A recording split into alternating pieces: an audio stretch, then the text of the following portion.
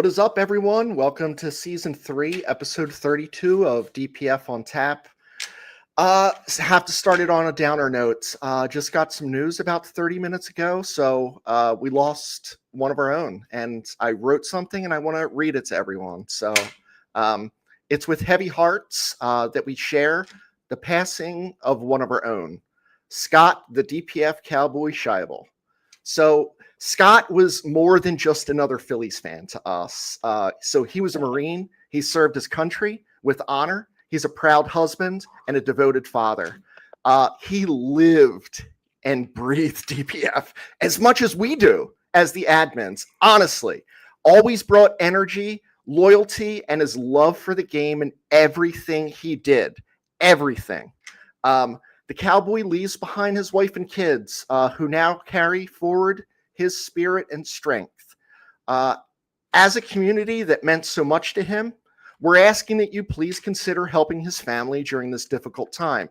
We will put a donation link within the item here. So Scott was one of us. He will always be. Yes, he will. Yes, he will. We're gonna miss him. We're gonna miss him. He was a great guy, and that's like, I think our relationship that we developed with Scott is a testament to what this stupid group that we have, this stupid page that we do, this dumb podcast that we do, is it's a testament to what can happen. Scott lived way out in the boondocks. But he made it to all of our events. He came down. He interacted on the page constantly.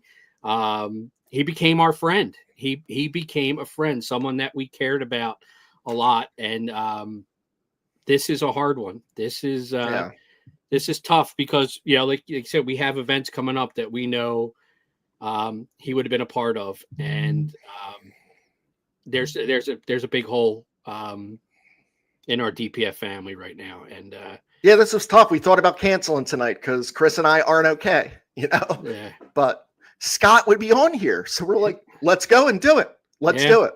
Yeah. So we have a picture of Scott with us in the back. Scott, just a DPF cowboy hat over here and a drink next to him. So Scott's with us. So consider, opening your hearts and wallets and giving Scott's his family some solace and being able to, kind of do what they need to do without dad and their husband there. So we're going to go on to the show now. So starting it off talking about jerseys. So if you missed it this weekend, I put pictures up, jerseys, like everything's green inside. It's just a great time. There's an indoor and outdoor. So I'm going to tell you what I do and why I love going there, and I've gone there for about 15 years. I love drinking different beers. They have a ton on tap, but there is a cooler. They have a 200 bottle shop. So they'll open some of those bottles or open up the 4 6-pack, and they'll put 1s or 2s in these coolers. You can try stuff one-off that you will never get anywhere else. So that's what I love to do. So when you go there, don't ask for the DPF special because that's usually 16 High Lifes and 4 Jamesons. Don't do that. But head over there because, for the playoffs, for the MLB playoffs, there's really, I think there's 18 TVs. They're going to have them on at all times. You can talk to someone at the bar. There's booths. It's children. It's old. It's young. It's just a great place to be. So episodes brought to you by Jerseys. Yeah, and I'm going to talk about another one of our sponsors, Dr. Brew Littles over in Maple Shade. Great tap room there, about 15 beers on tap of their own. It's a pet-friendly environment. You can bring your dog, your cat, your snake, your iguana, whatever you want to bring. Tonight I have their Orange Dogs Nation, their white ale, and my second one I got on tap here is the Helping Paws Pale Ale. I'm running a little low on Brew Little, so I'm going to need a stock up, but right across the bridge at Maple Shade, great spot, great beers. Stop in and say hello. Tell them DPF sent you and grab some great beers. Yeah, moving on. I'm drinking the Philly Yo by Well Crafted. So they're located in Lansdale and Ambler. Different vibes to the places, both very cool. Ambler kind of has that outdoor vibe. It's huge. Lansdale, it's a very cool vibe. You go a little bit down, but they kind of are like they're doing these rock shows. So I think the Rolling Stones are coming in, a cover band. They're doing a lot of unique things.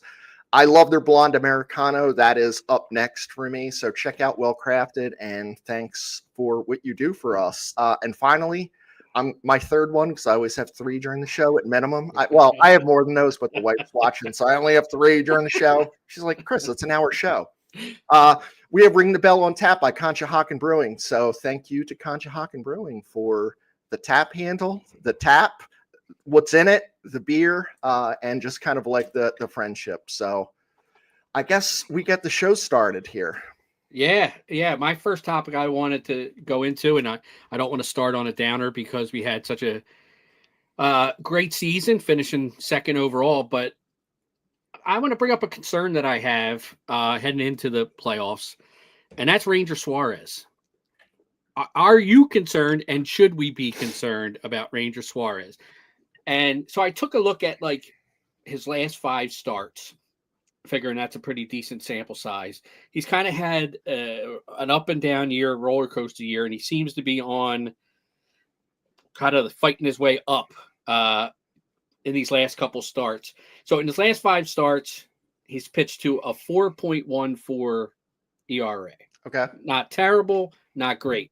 But more alarming, if you take it only to his last 3 starts, it's a 7.66 ERA, including his last start when he gave up 9 hits, 3 earned runs in 4 1/3 innings. And 2 of his last 3 starts, he hasn't gotten out of the 5th inning. It's 4 1/3, it's 4 innings, 6, 6, 6. So he's not going deep in games, and he's given up a ton of hits, 9 hits, 8 hits, 7 hits in these innings. So he's had constant traffic. He's done a pretty decent job of pitching around some of this traffic, but obviously with a 7.66 ERA, he hasn't been great in his last 3 starts. I went a little deeper to see, because this next series is a best of 5, so you're going to have 2 at home, 2 on the road, 1 at home if it goes to distance. At home, he is 6-3 with a 3.54 ERA, but on the road, he's 6-5, but his ERA drops down to 2.84. So much like Christopher Sanchez last year, is Ranger a guy that they may want to look to pitch on the road because he seems to pitch better away from Citizens Bank Park? So what do you do there? Is that a Sanchez, Luzardo, Suarez? That's what I'm thinking. Okay. I'm thinking Luzardo becomes the number 2, and that, I didn't look into Luzardo's numbers as far as home and away, but he's been pretty consistent outside of those 2 starts where he got absolutely bombed for like 20 runs in 6 innings or whatever the hell it was. Yeah. If you took them out, he'd have like an ERA barely over 3, Luzardo. So he's a guy that I trust to pitch well. And he's a guy that seems like even if he struggles early, he always seems to be in there in the 7th inning. I don't know. He just pitches his way back into games and keeps the team in it. So I like him. But another trend with Ranger is just his monthly ERA. I mean, he went from 2.97 in May down to 1.3 in June. July, 4.57, and August and September are both 4.1. So the trend is not great for Suarez. So he gives me a little bit of cause for concern, and I don't have much confidence in who his replacement might be. Aaron Nola. Despite how well he pitched his last start, he still hasn't put together a solid season. It's a tough situation because, Suarez kind of has that nerve of steel. So maybe he doesn't start. I don't know. I don't think that number 3 is an easy answer. Yeah. But I'm thinking if the Phils are up 2-0 and he's starting 3, it's a whole different story than if it's 1-1 or they're down 0-2, because then that's an easy, quick hook. Right. A couple of runs and he's done. And whatever happens, they're bringing everyone out just to minimize it. We had this concern with Suarez probably midway. It's there's always 2 phases of Suarez. It's the good and then the bad. And it's the beginning of the season and the end of the season. It's always very, very different with him. If you remember, even his 1 start last year in the playoffs against the Mets, there were bases loaded every inning, and he somehow kept dancing around it. Somehow he was avoiding that catastrophic inning. I don't know how. It's a dangerous way to pitch, but like you said, maybe it's the nerves of steel that he has, that he doesn't get rattled with men on base. It doesn't seem to bother him. And he just makes his pitches or maybe concentrates a little more and makes better pitches when runners are on base. But he's a concern. He's a concern for me, especially, with no Wheeler. Obviously that's a big loss, and that kind of weakens your whole rotation right off the bat. Starts making guys that are 4s, 3s, and 5s or 4s, and it's a tough. But he's got the pedigree in the playoffs, but I just don't like the trend that he's showing. I mean, there's an issue with what he's been doing, and it's funny because he's one of those guys where if you go and look at the box score at times, even when he's been bad, it's like, I don't know, only give up 2 runs. And I'm on the page ripping him because I'm like, he's terrible. You only give up 2 runs and 3 hits. And I was like, yeah, he has 6 walks. He's every count's 3-2. Yeah. So I don't know that I think Ranger's Ranger. I think there are certain people, and we don't know who Sanchez is yet. Does he even need to turn that? I think we saw a different Wheeler in the playoffs. Yeah. He turns it up even another notch. I don't think Ranger has notches. Right. I think he's just is what he is. He's just Ranger. Yeah. Yep.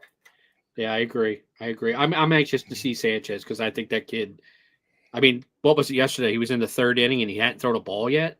Yeah. Now, I know the Twins were swinging at everything, but the guy was just pumping strike after strike after strike. So, Ranger being your 3 and being an issue, I think it's a good problem to have, but it is a concern for me. Yeah. I want to move on to, I want to give credit where credit is due. And there's someone on the page, and Chris, maybe you'll remember the person's name. We would rip Trey, and this was the one real big Trey supporter. They were right, because guess what? Trey had an amazing year, even though he was out towards the end. So a batting title, in the first time since 1958, Ashburn had it. Hit 304. 107 strikeouts, not great, but guess what? It's really good compared to his kind of other years. 69 walks, 179 hits. He would have won the hit title, but he, missed 2 or 3 weeks. I think Trey has played as good of shortstop this year that I've seen him play his entire career. And he's been bad at times, but I think I would categorize him as good. So in Stratomatic, and I'm going to go into Strat for a little bit, there's from 1 to 5. You have a fielding rating of 1 to 5. So Ozzie Smith is a 1, and Rhys Hoskins is a 5. 6? Yeah, I mean, Turner at times was verging on a 6 at shortstop, and it's not a thing. It's impossible. I think he's an adequate shortstop now. I think he's a 3. He's an average shortstop who makes the plays he needs to make, and he still slides cool. Yeah. My one problem with Trey at shortstop is I think he makes the spectacular play sometimes, and then he gets lazy on the routine. He has that throw where he drops his arm and the ball sails on him on a routine ground ball, and he pulls Harper off the bag or throws it in the dirt. I think he gets a little too nonchalant at times on the routine balls. But I agree. I think his play at shortstop this year is so much better than it's been since he's been here. It's like night and day. It's not a big leap to be much better than he was, but I agree. He's been pretty average. And as far as offense, I mean, it seemed like every time he came up, every game, he had 2, 3, 4 hits. He was on base constantly. I mean, his speed was such a factor. Dude had so many infield hits, just beating out ground balls. How many times did that happen? I wish that, I'm sure there's a stat somewhere that can grab that, but you're right about that. I mean, and, he had, how many stolen bases do you think Trey Turner had this year, Chris? I know he was maybe 34, 35. Yeah. So he almost had 40 steals. Yeah. That's awesome. Yeah. We were pissing and moaning last year because he had 19 steals, and we're like, we had that grade 2 thing going on. So maybe that was part of it. He didn't want to push it, but listen, he gets all of these singles. He's not hitting the home runs. So I'm looking at the home runs and he has 15. That's not what we signed up for. I think we signed up for maybe a little bit more than that in the 20s, but it's not terribly off. But he gets on base, hustles, steals, and it's a good portion of the time. Yeah. At least, how many of these are second or third? I don't know. It's probably mostly second, but he turned X amount of singles into a double, and he's in scoring position. And that's always a problem with the Phillies because scoring position is not really something that they do well at. I think the lack of home runs is a direct result of the Phillies asking him to be more of a contact guy, which is reflected in more singles, less home runs, and less strikeouts. He's putting the ball in play more, and he's been more effective because maybe some of those little tapper infield singles that he hit would have been pitches that he swung at his ass at and overswung and missed, rather than just trying to get the bat to the ball, and he ends up on first base because of his speed and beating out a ground ball. Yeah, so like I'm looking at some of the other stats. So like when he in his Washington he was 25-26. He has like 43 stolen bases, 35. He has 36 stolen bases as a 32-year-old. Yeah. His OPS is not terribly different those years than it was this year. It was 812.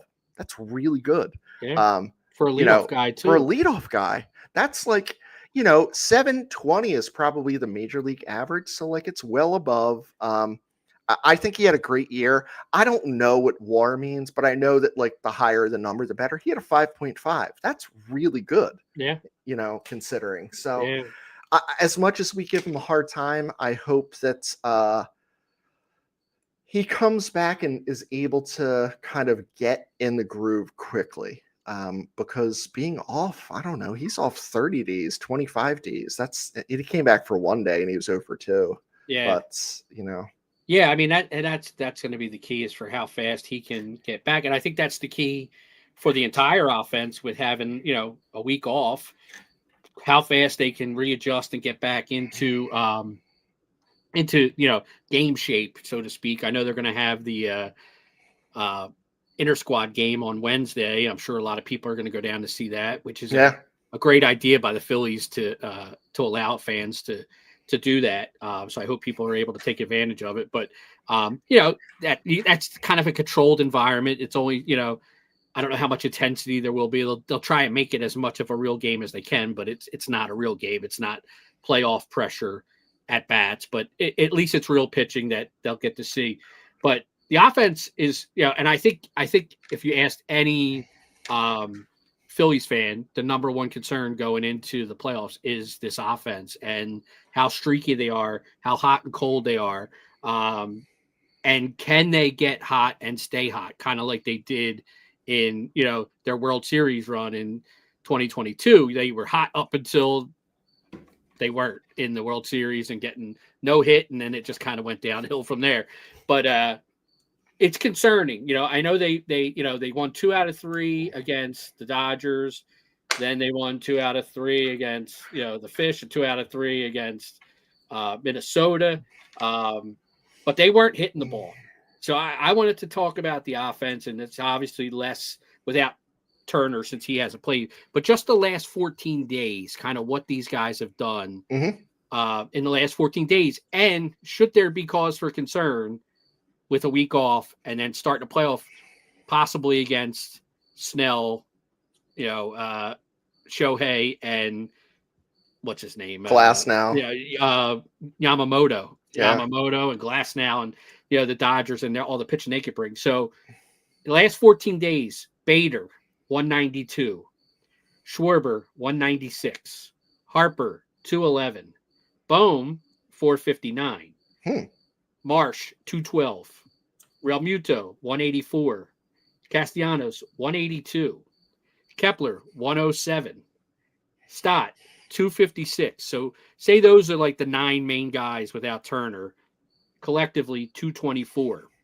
You look at the bench guys, Kemp 129, Wilson 172, Marchand 333. So the bench guys 181 collectively in their last 14 days. Overall, 216, 279 on base percentage, 395 slugging percentage, 675 OPS. Strikeout rate about 30% in the last 2 weeks as a collective for an offense. So it's concerning because it seems like they're in the slump part of this hot and cold that they go on. hopefully they can find it. I mean, Turner coming back might be a spark if he gets going, because Topper's already said he's going to bat leadoff. So Bader's going to get moved down in the lineup, which I don't hate. But it's a struggle. It's a struggle, and it's been a struggle for the Phillies for the last 2 weeks offensively, even though they're winning games, which gives me confidence in the pitching that they're still winning, even though they're not hitting. So that if the offense comes around, they'll be with a tough team to beat come playoff time.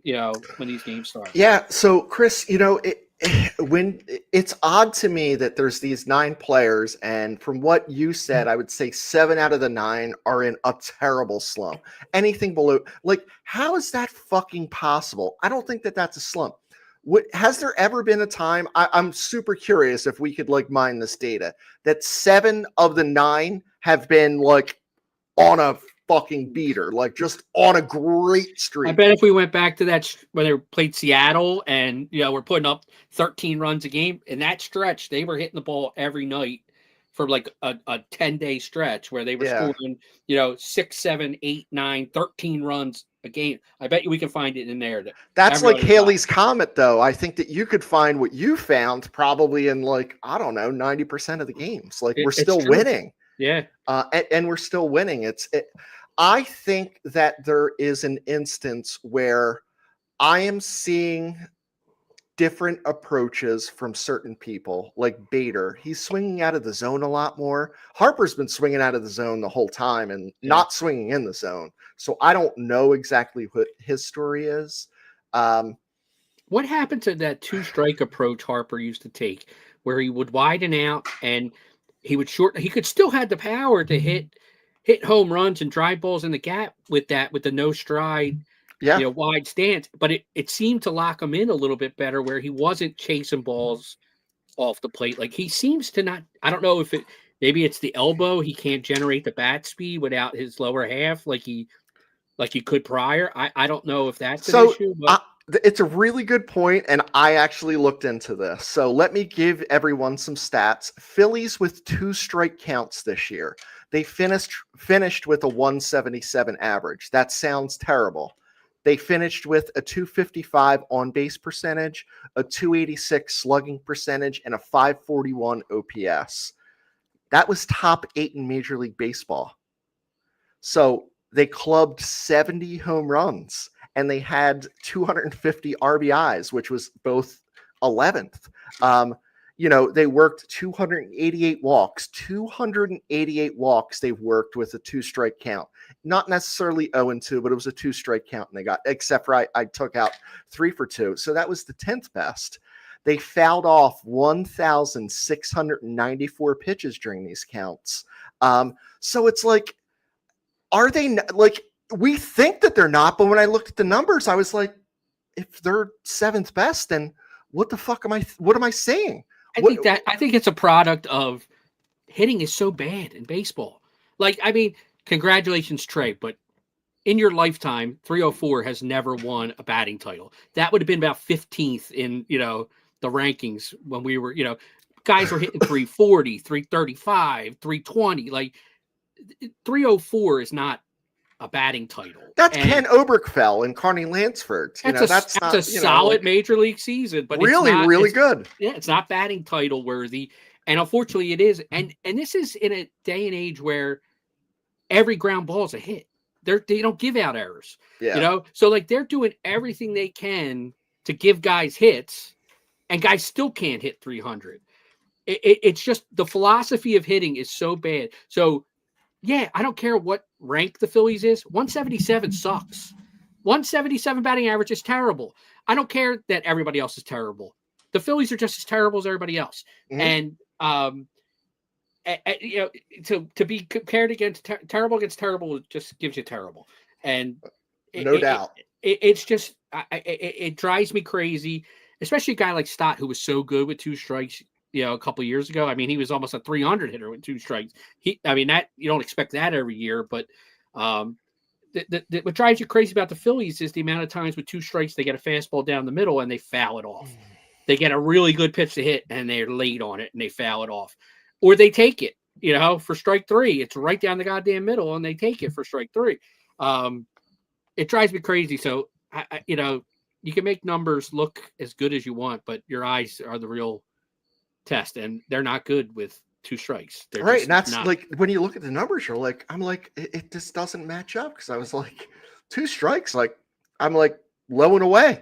Well, it's even like the same thing. Like if you go look at them with runners in scoring position, they're in the top 8 in major leagues. Probably the top 5 in the National League. And we watched every game, every inning. I mean, when did we see it? How many times they got run on third with less than 2 outs and he doesn't score?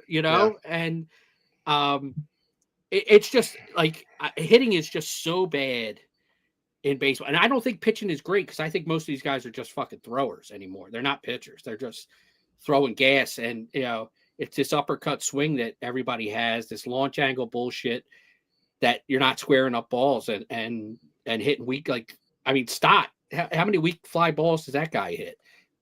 His whole backside collapses, I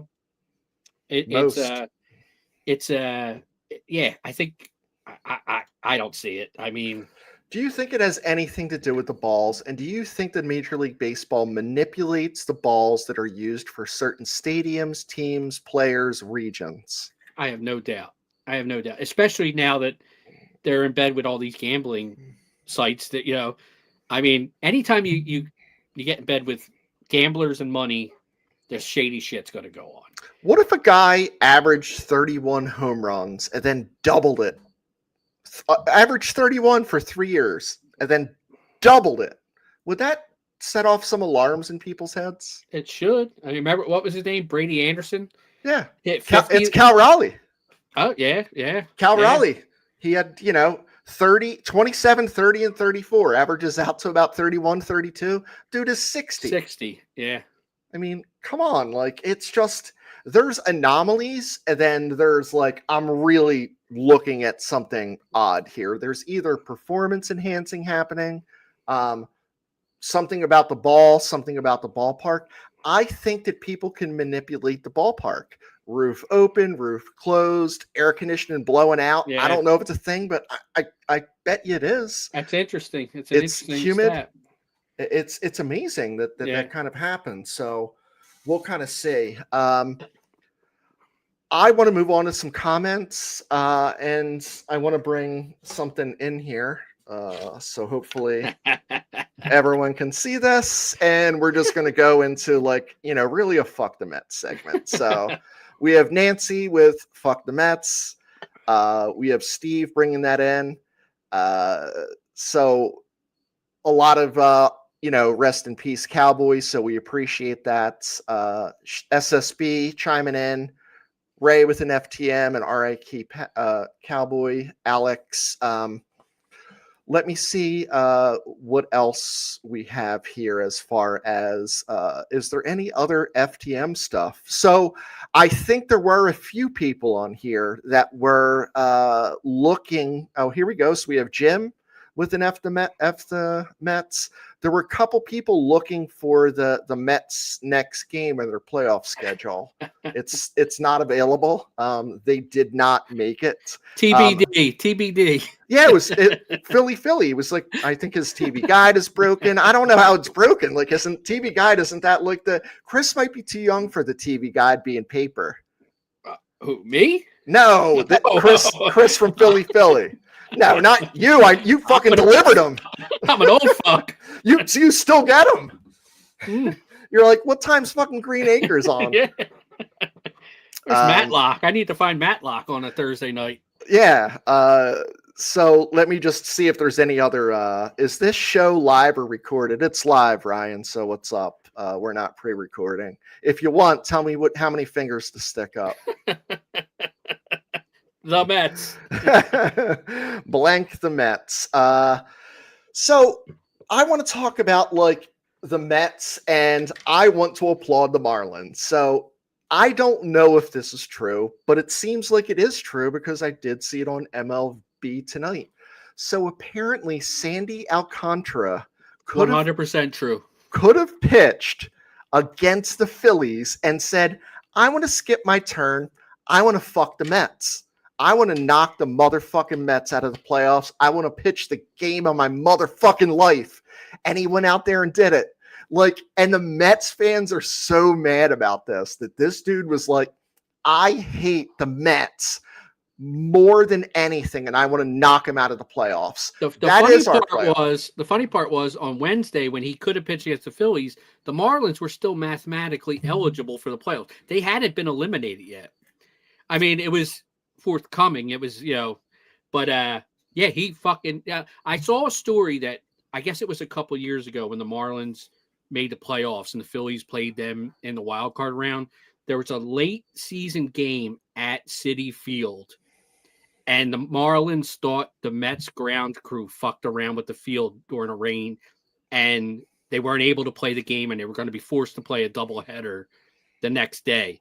And the Marlins had been pissed ever since because they were fighting for a wild card spot, and they thought the Mets purposely fucking gave them the screws. Now, I don't know how many people watched that Mets and Marlins series. I watched every inning of it. Yep. I had 3 TVs going yesterday: the Eagles, the Phillies, Red Zone, and I had the Mets on my iPad to watch that. The Marlins played that series, and the emotion that they had in that series was like it was Game 7 of the World Series. Every strikeout was bang, like into it. It was awesome. The bases loaded, and Alonso. I mean, he fucking crushed that ball. I thought that was definitely like a homer or a triple for Alonso. That's in the game if it gets over that dude's head. When he caught that ball, the catcher jumped up about 15 feet in the air, pumping his fist. I was like, holy shit, look at the Marlins. They want to fuck this team so bad that they are celebrating like it's the World Series. And I was there for every minute of it. I loved it. I loved it. I had a great day yesterday. It was like I came in after like the Mets lost, and Renee's just like, man, look at you. I honestly called the ticket office. You call that number, you push number 1. I'm just laughing into the phone. I then I don't have a phone book. I'm thinking, oh, do I have a phone book or a white pages? And I'm like, oh, it's going to be local. So I'm going on the internet. I'm just finding people that live in Queens. I'm just dialing them up. I left my own phone number and I'm just going, fuck the Mets. I'm literally doing this. And I'm like, this is my life. And I loved every moment of doing it. Yeah. And these absolute atrocious fans come on the page, our page. We're not doing that. Last year we were like, we suck, I want to fucking hurt myself, and we weren't good enough. They're like, oh, it's because we beat you this year 7-6. Yeah. Okay. You're so scared of the Mets that you're glad they're out because we would have beat you. Okay. Here's my we live in your head for rent free. Yeah. All right, buddy, whatever. Fuck the Mets, man. The Mets have been the best comedy on TV since July. It's the funniest TV show you can watch every night because they found different ways to lose. There were only one team in the National League with a worse record than the Mets since the All-Star break, the Pittsburgh Pirates. That means the Rockies were better than them. The Nationals were better than them. I mean, really dog shit, horse shit baseball teams were better than the Mets in the second half. So stop making your fucking excuses. Your team rolled over and died. With a $342 million payroll. Yeah, add $51 million, and it's just a slow, languid, painful, hurtful, down to the last fucking inning. They still had some minute hope. Yeah. And it was beautiful because I'm thinking, I was like, man, they just walked this guy Mauricio. Mauricio walks. This fucking idiot is on first fucking with his uniform, and the guy's pitching. That's how fucked up the Mets are. The team's atrocious. And Alonso was like, I'm out of here. I don't care what happens. As soon as that fucking double play, the ninth, his agent put it out there, I'm not coming back. Yeah. Edwin Diaz ain't coming back. He don't want to come back there. Who would want to come back there? They're fucked. Steve Cohen can do what he wants, and that David Stearns, they are fucked. My favorite stat that I saw, so the Mets, I love it because they made it to the National League Championship Series last year. Go out and get Soto and not make the playoffs is hilarious in itself. But they actually scored 2 less runs this year in the regular season than they did all of last year. And added Soto, I mean, say what you want about the guy. He had an MVP type season, 40 something home runs, 40 something stolen bases. Yeah. I mean, I think he's a dog. I think he's a terrible outfielder, but he had a yeah. hell of an offensive season. And with all that he did, they still scored less runs than they did last year. And Soto's a piece of shit, Chris. Remember when he stole third on us? I know. We're just up to get 6. 30 steals or whatever. I was just like, that dude's a piece of shit. Yeah. He has some clause in his contract where he's like, I go 40-40, I get an extra $2 million. Yeah. So yeah. I get it. Yeah, because he needs it. I mean, $700 million isn't enough. He needed that extra. Exactly. Yeah, but oh my God, the Mets fan. I mean, I think we're going to have about 6 guys that are Mets fans that are going to become top fans on DPF because they're commenting so much. Yeah, and they have under 100 fans. I mean, 100 friends. I hope they accept our badge. Yeah. Yeah. Be our top fan. Buy a fucking shirt. It's the same, and it's the same. Their comments are the same old. The Phillies have won 2 World Series since 18. I don't give a fuck what happened yesterday. I care about what happens on Saturday. Yep. And after Saturday's game over, I ain't going to care until they play their next game. None of that shit matters to me. The past don't matter. I don't care how many World Series you have, how many the fucking Yankees have. It doesn't do me any good to worry about the past. I'm worried about now. And, dear Mets fans, we're not the same. The Phillies are one of a team that has a chance to win the World Series. You have to earn the right to have the chance to play for the World Series. If they get beat, they're going to get beat by another playoff team. They're not going to be not one of the top 6 in their division, which like you guys were. I love, here's our fans. Christine comes on. She's like, Soto's a piece of shit. Said. This is it. This is like 100% great. And then we have the Butcher. The Butcher's like, he's right. Cal Raleigh, they should have a fucking piss cup immediately in the dugout after every home run. There is no way this dude wasn't doing something. There's not a corked bat. There's not a fixed ball. You don't go from 30 to 60. What's in that dumper? What's in that dumper, Cal? What's in that dumper? Right. I mean, there has to be something going on with that. So we also have Kelly asking us, are we going Wednesday tailgate? What is Wednesday? Wednesday is the inner squad. Oh, no. I cannot attend. I have a function with my wife. Yeah, I'm just not attending just because I need to dry out a little bit. And tailgates. No, but I would love to. Now, if you're talking about Saturday or you're talking about Monday, that's a different story. Now we're talking ball games there, Kelly. I don't know why, but someone else, Andrew. So I think Andrew's coming into he's from Montana. I think he wants to know, if we're going to get a Stanley Cup. So that's in reference to a comment a Mets fan put on our page. Oh. It was like we won the Stanley Cup in 1994, meaning the Rangers. Oh, and I responded back. I said, this is a baseball page. No one gives a fucking shit about your Stanley Cup or something. And they're Islanders fans anyway. Yeah, well, Mets fans are Islanders, right? They get to choose. Well, they probably like the Islanders, and they probably like the Jets. They like all the loser New York teams. I mean, that's your first mistake if you're from New York and what you can an choose idiot. between the Yankees or the Mets. Like, really? I can go around saying 27 rings or whatever it is, or being like, 1986 was yesterday. They're like that fucking Homer Simpson meme where he's like wearing the Mets shirt and he goes into the bushes and he comes back out wearing a Yankee shirt. That's what he fucking is. Fuck the Mets and fuck their fans, and I don't give a fuck how many World Series. I actually went. I some of them just annoy me like fucking crazy. So I went back and said, okay, you want to talk about the Phillies going back to 1883 or whenever? I said, how about let's talk about from 1962, from the year the Mets started. Yeah. What's the record for the Phillies and what's the record for the Mets? That's a fair comparison. That's a fair comparison. That's the same timeline. And the Phillies were terrible for a long time.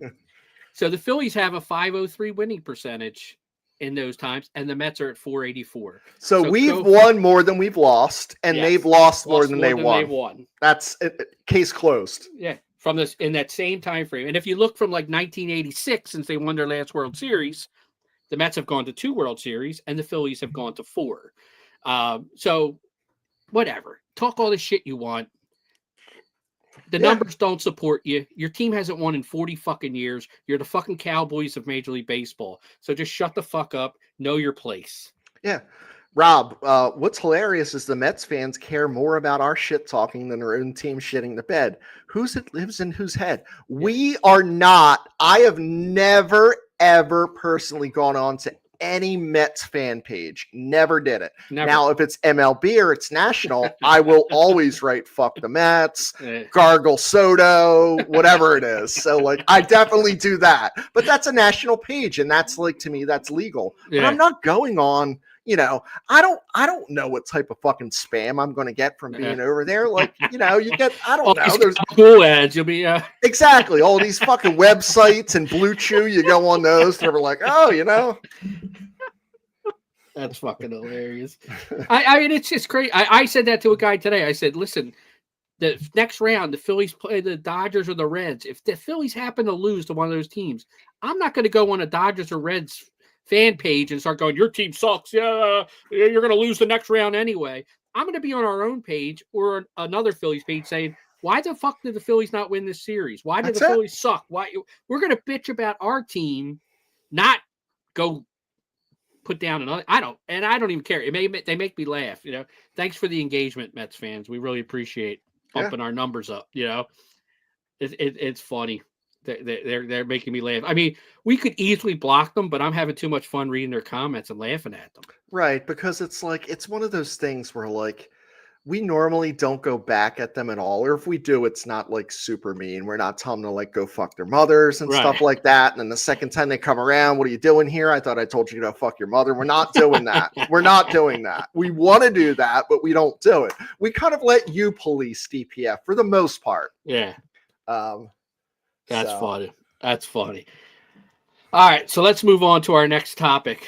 So I wanted to talk about, you know, kind of get your opinion, Chris, on who's a guy, and it can be on the offensive side or the pitching side, that you think needs to be the key player for the Phillies in making a deep postseason run this year. I have a guy.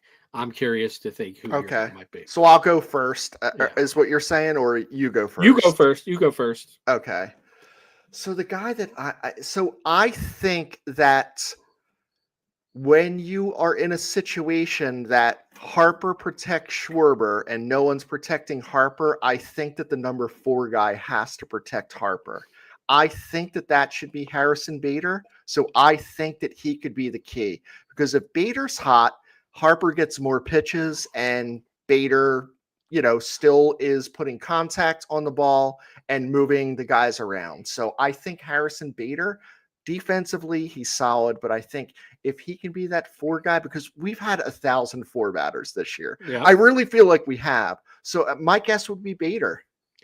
See, now I had the same exact thought pattern on yours as who's the guy that's going to protect Harper. That's the key guy. Mm-hmm. And I really think it's going to be Alec Bohm. I think Topper has shown his hand a little bit in the last week or so with how the lineup's going to be laid out.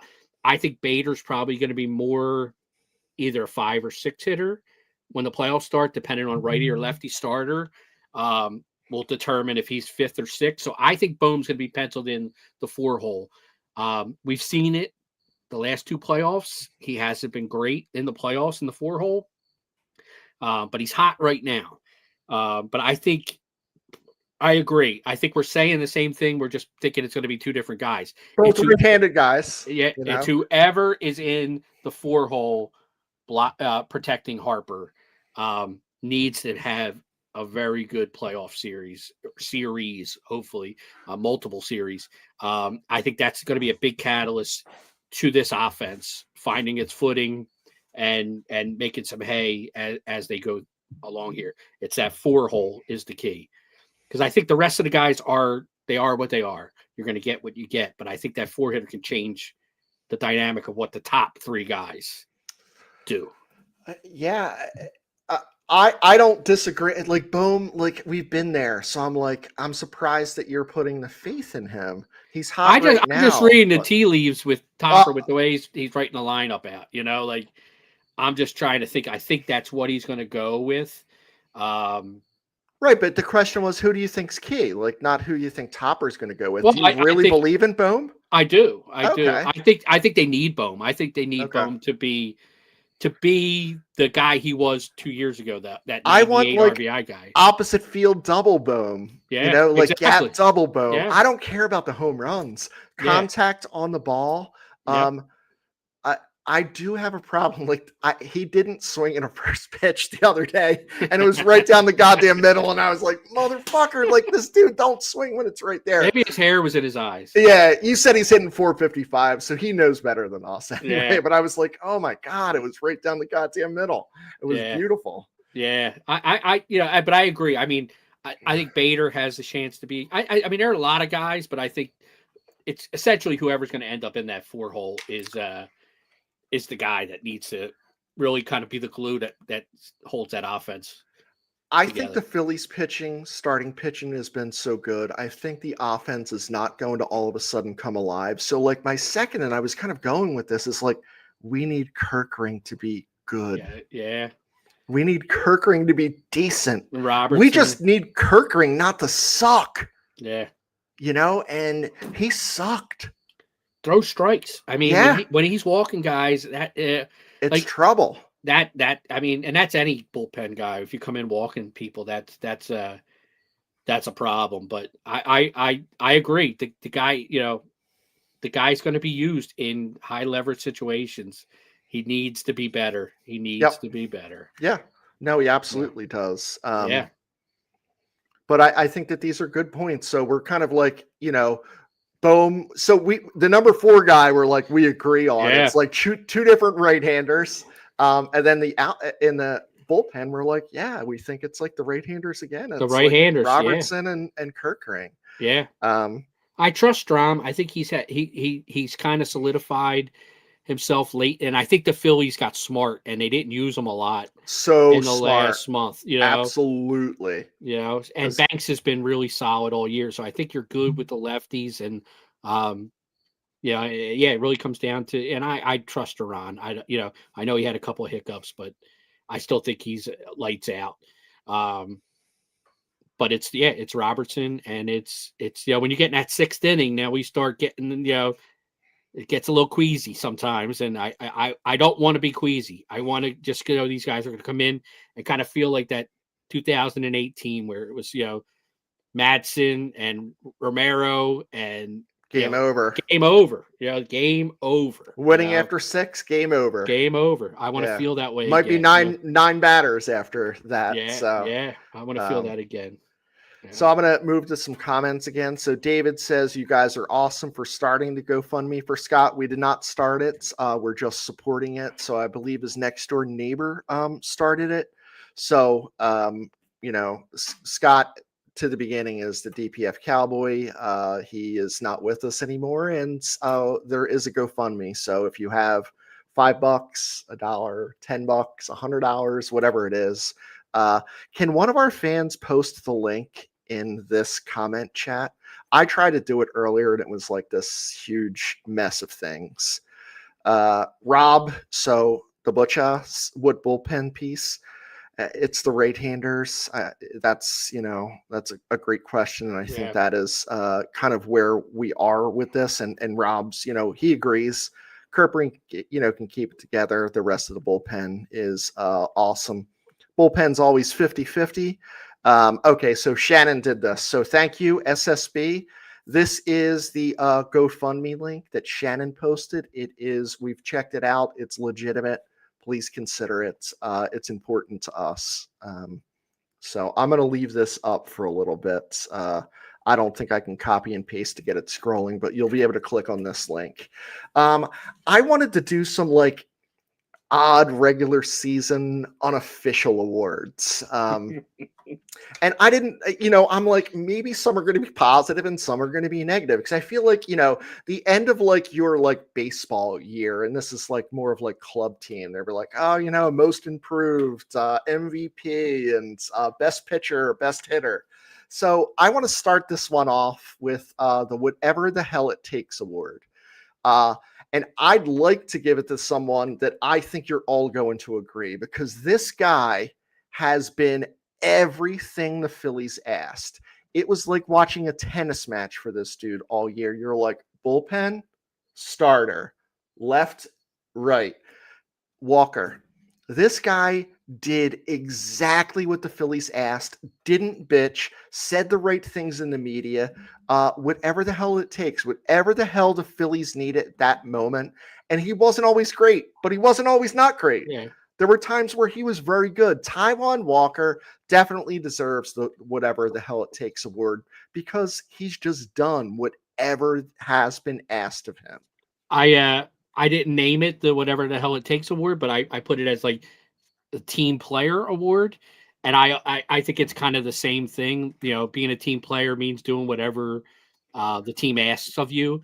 And I also chose Taijuan Walker for that team player award, which I think is right in line with your whatever the hell it takes. Like, Yeah. I agree 100%. That guy has done whatever's asked. You want me to start? I'll start. You want me to be a piggyback? I'll be a piggyback. You need me in the bullpen? I'll be in the bullpen. You know, like you said, much better than he's been the first couple years he's been here. He hasn't always been great, but Yeah. he's always willing to take the ball and do whatever the team needed of him. Eat innings when he needed to, kind of take one on the chin sometimes when he needed to. So I'm with you. Yeah, team player, whatever the hell it takes, or whatever you want to call it, that embodies what Taijuan Walker did for this team this year. This one was not a difficult one either. I'm going to do some positive, maybe a funny, and then I might not even do the negative one today. I know it's surprising to everyone. So I want to give this to, I'm calling this the Stubbs Award. The Stubbs Award goes to someone who has shown that they are always working hard, always having fun, always smiling, and I really rarely catch them doing the wrong thing. In a time where there's a lot of sullen ball players on the Phillies team, this guy has not been that. He's been a spark plug, a light, a bright one for the team. Edmundo Sosa, to me, is this guy. He's the one that kind of, he just came in, did his job, did it awesome. He was hitting the shit out of the ball in the beginning, kind of fills in, and he's just been seamless. Happy to be here. Always hustling. I love Edmundo Sosa. Yeah. So I did, mine was a fan favorite. You know, who's a fan favorite? And I picked Sosa just for all those reasons. Like, I think he just brings an energy, a joy about playing baseball, a happiness of playing baseball. And the guy's a really goddamn good player. He plays second, he plays short, he plays third. He played the outfield this year. Became the first shortstop in Phillies history to hit 3 home runs in a game this year, and only the 26th shortstop all time to do it. Yeah. So he's exactly that. He's an energy guy. He's a super sub. He can play anywhere. He's just a really great guy to have on team, and he's a fan favorite. Like, he's just a fan favorite. Yep. Everybody loves Sosa. Yeah. He's absolutely been amazing. So the next one, I was trying to think of a good name for it. So I thought of a bad name for it. And it's not a bad name like cursing, but so I don't know if anyone knows like old shampoos. Like I didn't even know this was made anymore. I'm going to the dollar store, Uncle Badload. He's picking up Pert Plus because it's $1. And I'm like, what the? You don't even have fucking much hair. He's like, and he's like, fuck you, nephew. I got fucking hairs where you don't, like going into a tirade. So I'm like, you know what? The Pert Plus Award, it goes to the guy with the best hair. And this is tough because a lot of people think Marsh's hair is nice, right? I mean, some people do. It's a little wet. It's not greasy. It's a little wet. It's just a little greasy. His beard might be a little bit cavemanish.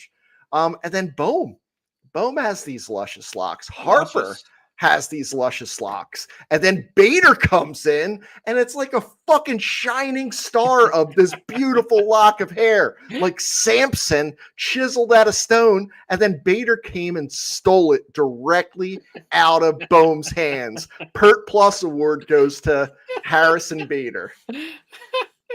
I love that. I love that. I know you're trying to stay away from the negative, Chris, but I'm going to throw a negative out there. Yeah. I nominated a player for the turd of the year. Yep. And this one was an easy one. I mean, we could go with a bunch of guys that have had, Max Kepler in the early part of the season or Jordan Romano for an 8+ ERA, but mine's an easy one. The turd of the year is Jose Alvarado. He put his team in a horrible situation, in a terrible spot. But in the end, I'm actually thankful because we may not have traded for Duran had Alvarado been available for the postseason. It may not have forced Dombrowski's hand, but he was the Phillies' best relief pitcher coming out of spring training and in the early part of the season. And for him to get suspended when he did, it really put a monkey wrench in the whole Phillies bullpen. It forced guys into roles they weren't accustomed to, weren't comfortable in, taxed them with extra innings. And, it was just a bad look for him and a bad spot for the team. So he's my easy turd of the year. Yeah. All right. So I'm going to go kind of negative in a certain way. I have one last negative one. Then we'll kind of wrap this up so we can get to some predictions. So I'm not a big believer in having multiple teams that you're fans of in the same sport, right? Specifically in the same division. But I thought up a scenario, and this is like one that just happened within the last 24 hours. If for some reason Philadelphia Phillies fold, I will be Phillies till I die. But if they do, I'm a Florida Marlins fan. What they did to the Mets yesterday endeared me so much that I was like, I wanted to punch that. Who's their closer, Chris? Diaz? No. Tyler Phillips. Yeah, I wanted to punch him in the face last week. How great was it that a Phillies of ex-Philly ended it for them? Yeah, it was so beautiful, and I'm like, I might be a Marlins fan just because of that. I think that alternate teams shouldn't happen. I think that I have a problem with people like, oh, who's your American League team?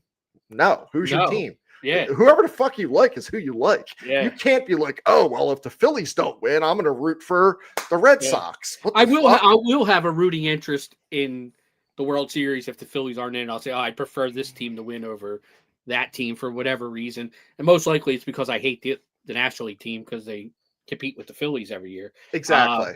But I'm going to throw one out there just because I thought it was kind of funny that I came up with. Who's the worst coach on the Phillies staff? Oh, goodness. I don't know, Chris. I think like Kevin Long would be the favorite for that. I chose Paco Figueroa. That's why I would base running coach. He is brutal. And he's the first base coach. So is he doing this all the time or what? Because we get more guys thrown out, picked off. He's wearing Jordans over there. Like, he's more worried about how he looks, and he's got the fucking cool stopwatch. And I'm like, listen, Paco, you're not doing what with the fucking stopwatch. Stop it.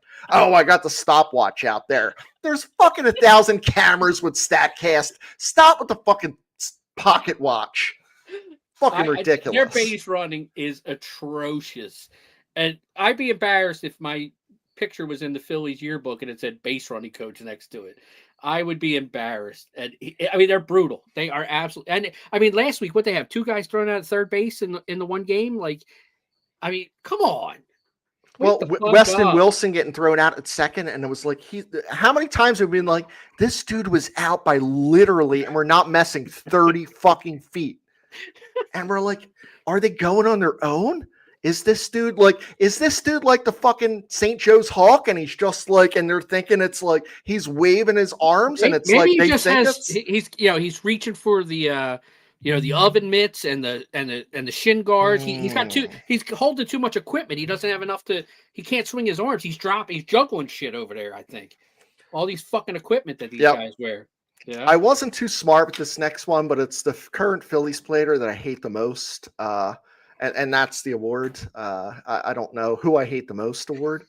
It's Bryce Harper. I hate Bryce Harper right now. I can't believe I'm saying it. I hate Bryce Harper. I hate him. Like, of all the guys on the team right now, if I would go down and I'd be like, yeah, I kind of hate this guy, but no, Harper is the bottom of the list. Did you ever think we would get there? Never.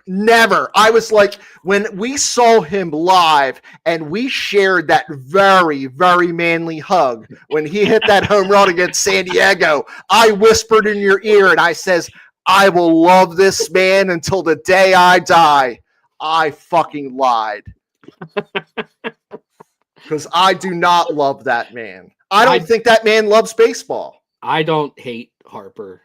For a guy who doesn't love baseball, he had 27 home runs. He's still pretty good at it.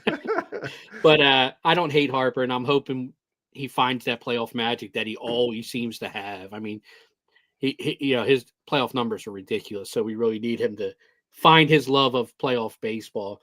I'll do one more, and then we can get off of this. Who's been your biggest disappointment this year? Besides myself? Well, I mean, that's good. I think we all feel that way. Who did we expect something from and didn't get that something from? I mean, it's Max Kepler for me. I had two guys. One was Aaron Nola. I was hoping for a bounce back from Nola. I thought we needed it. But I ended up going with Jordan Romano because I was really, not that I was a big Romano guy, but this was a 2-time All-Star coming here to pitch out of our bullpen. And I didn't know if he would regain that All-Star form, 30-something saves every year, but he was atrocious from the first fucking pitch that he threw. Like, he never got better. And I just can't believe how long the Phillies and Topper kept running him out there. Like, it was a joke at a certain point. Like, I understand you try and support your guy, but it was like, the dude, when he was good, he was good. When he was bad, it was 4 runs. Like, there was no in between. And it's just disappointing, that maybe it's more I'm mad at Topper for running him out there as often as he did and putting the Phillies in bad spots when I feel the Phillies have such a long leash with things like that. There's been like guys that, like Walker Buehler, the Red Sox are like, we're out. Yeah. We're out. We're a playoff team and we're out. And the Phillies are like, oh, we're a playoff team and we're in. Yeah. So it's he's been very great. Interesting. He's been really good. Yeah. No, he's been really good. Yeah. I think in under a 1 ERA. Yeah. Right. 1 run in like 13 plus innings or something. Yeah. 0.77. So yeah. Crazy. No, these awards were fun. Yeah. Yep. So I want to go into predictions. Yeah. On the 4 wild cards. Let's do it. So first series we'll look at is the Tigers, who had almost an epic collapse, at the Guardians. The Guardians had won the season series 8-5, and the winner will advance to play Seattle. I'm taking the Guardians. I'm Guardians too. I thought, someone with Tariq that could go twice, that's 2 wins. It's not been the case. I am out on Detroit. Yeah, they just seem to have shit the bed. I'm just out on Detroit. Yeah. So the next series we'll go to is the Padres at the Cubs. This was a tied season series at 3 games apiece. Mm-hmm. I think the Padres are the better team. I think better pitching, better offense.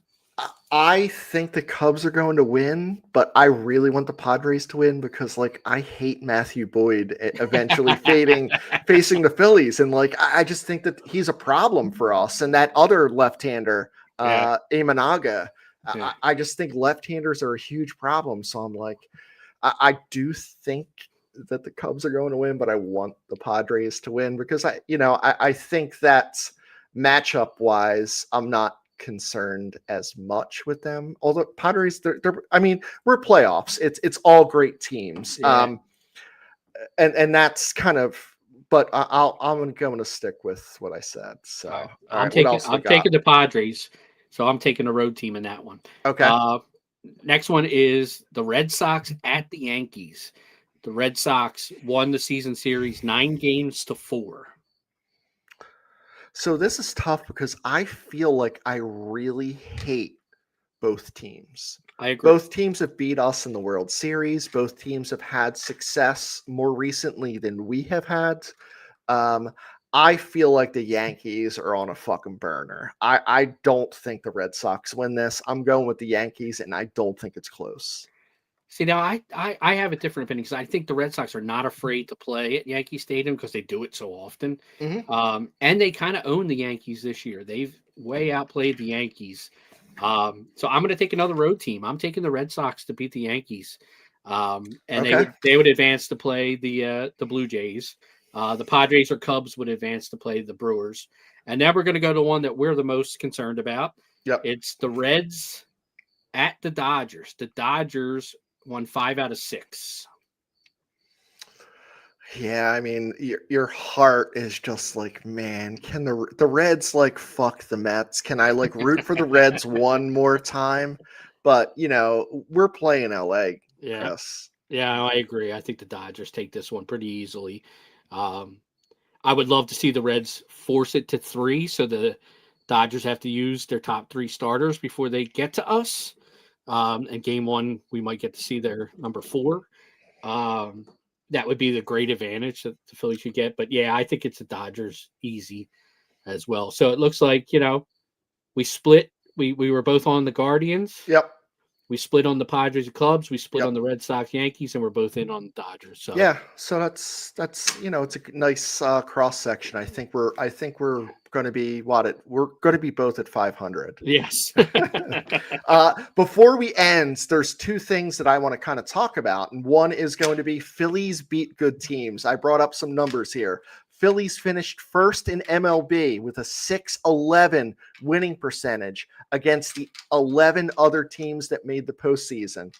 They were 22-14 with 10 comeback wins. So they went 4-2 against the Dodgers, Blue Jays, and Cubs, swept the Mariners, won the series against the Guardians, Yankees, Red Sox, and Tigers. They split with the Reds and Padres. Their only losing record was against the Brewers. They were 2-4 against those, but they won 2 of 3 more recently, 2 weeks ago or 4 weeks ago. So Phillies can beat good teams. Bring it. I don't know. I want to play the best. I want to play LA. I don't want to play the hot team. I want to play the team that's supposed to be there, and we give them a fucking beating. Yeah. Chris, I'm thinking that maybe Friday we do a pep rally here. I'm all in. It sounds great. Like, let's just take off. Let's do a podcast at 11 a.m. and let's just have a good time here. Have some people over, have some drinks, have some coffees at 8 a.m. My PTO day has already been requested. Let's go. That quick. All right, cool. Before we go, I just want to say, we had the Cowboys hat. It's not the Cowboys hat, but it's in honor of with the drink over here. So we lost one of our own DPF Cowboy, Scott Shivel. There has been several posts in this page as well as on our page about a GoFundMe that started by, I believe it's his neighbor, or his neighbor sent it to me. So please consider giving what you can. Scott was one of us, and Scott will always be one of us. Scott served his country and fought for you and I. This is a point where we'd love to give back. He's one of us. So, love you, Scott. Yep. We're going to miss you, Cowboy. Thanks for everything. We got the biggest Phillies fan up in the sky now. Hopefully he pulls some strings and helps us out during this Red October. I have no doubt that he has an ultra in his hand, the cowboy boots on. I can picture his just overalls. Like back here, his overalls. Yeah. Doing the symbol with one hand. So thanks for joining us. We are going to have another NLDS preview on this Friday, right? Friday at 11. Friday so we're coming at 11. back. Friday at 11. So we're going to come back that quick. We're going to do some type of DPF garage, kind of like get together a pep rally. It's early. We're taking off. Chris already put the PTO in. I'm soon to do it, soon as the show's off. So fuck the Mets, everyone. Yep. Fuck the Mets.